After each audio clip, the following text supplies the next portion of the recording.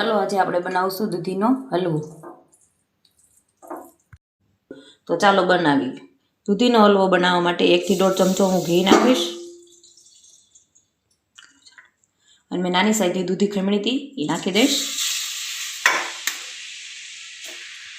સરસ રીતે મિક્સ કરીને ધીમા ગેસે આપણે શેકી લેશું. આપણે 5 થી 7 મિનિટ આમાં કન્ટિન્યુ હલાવતા રહેવું. આપણો સરસ શેકાઈને તૈયાર થઈ ગયો છે અને એકદમ ઘી છૂટું પડી ગયું છે. સરસ રીતે મિક્સ કરી લેશું. અડધો વાટકો મેં દૂધ લીધું છે એ નાખીશ. 1 ચમચી મલાઈ નાખીશ.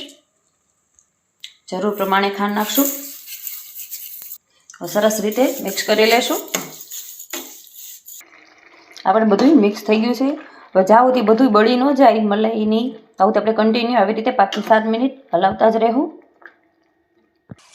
આપણે બધું સરસ મિક્સ થઈ ગયું છે. આપણે કાજુના કટકા કર્યા હતા ઝીણા ઝીણા એ નાખી દઈશું. બદામ કટ કરીને નાખી દઈશું.